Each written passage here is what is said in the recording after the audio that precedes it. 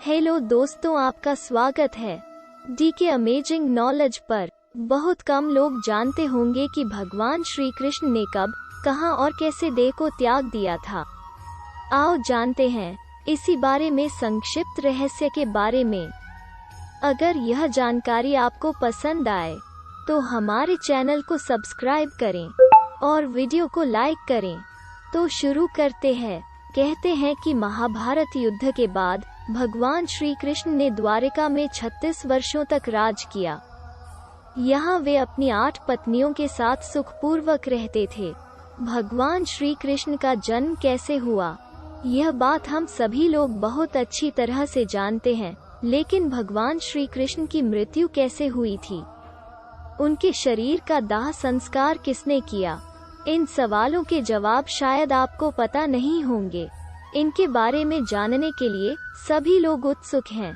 तो आज हम आपको बताते हैं कि आखिर भगवान होते हुए भी भगवान श्री कृष्ण की मृत्यु कैसे हो गई। पुराणों में मान्यता है कि भगवान कृष्ण का जन्म 3112 ईसा पूर्व में हुआ था। भगवान श्री कृष्ण का जन्म मथुरा में हुआ था, लेकिन उनका बचपन गोकुल, वृंदावन, नंदगांव, बरसाना और द्वारिका आदि जगहों पर बीता था। कहा जाता है कि महाभारत युद्ध के बाद भगवान श्री कृष्ण ने 36 वर्षों तक द्वारिका पर राज किया। इसके बाद भगवान श्री कृष्ण ने अपनी देह त्याग दी। मान्यता है कि उस समय उनकी आयु 125 वर्ष थी। भागवत पुराण में बताया गया है कि एक बार भगवान श्री कृष्ण के पुत्र सांबा को एक शरारत सूझी।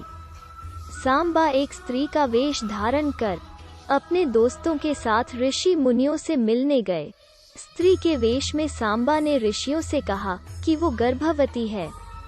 जब उन यदुवंश कुमारों ने इस प्रकार ऋषियों को धोखा देना चाहा, तो ऋषि क्रोधित हो गए और उन्होंने स्त्री बने सांबा को शाप दिया कि तुम एक ऐसे लोहे के तीर को जन्म दोगी जो तुम्हारे कुल और साम्राज्य का विनाश कर देगा। ऋषियों के इस शाप सुनकर सांबा बहुत डर गए। उन्होंने तुरंत ये सारी घटना जाकर उग्रसेन को बताई, जिसके बाद उग्रसेन ने सांबा से कहा कि वे तीर का चूर्ण बनाकर प्रभास नदी में प्रवाहित कर दें। इस तरह उन्हें उस शाप से छुटकारा मिल जाएगा।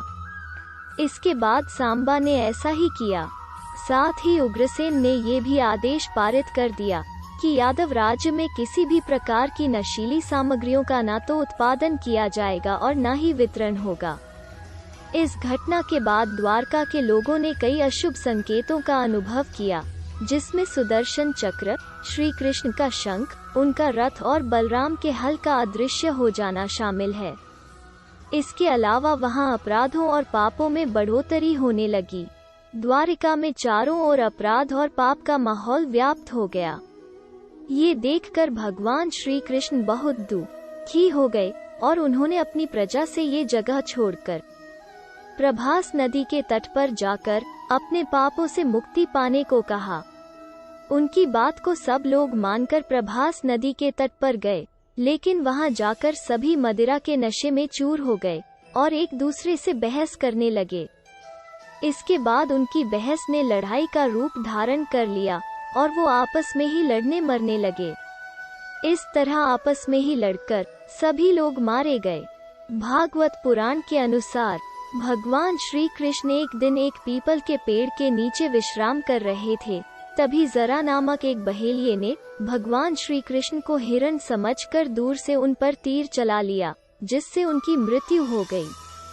आपको बता दें कि ऋषि द्वारा कृष्ण के पुत्र साम को दिए शाप के अनुसार भगवान श्री कृष्ण को लगे तीर में उसी लोहे के तीर का अंश था जो सांबा के पेट से निकला था और जिसे उग्रसेन ने चूर्ण बनवाकर नदी में प्रवाहित करा दिया था।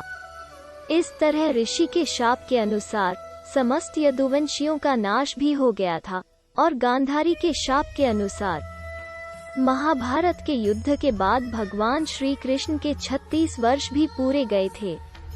ऐसी और जानकारी के लिए हमारे चैनल पर बने रहे और वीडियो को पूरा देखने के लिए धन्यवाद।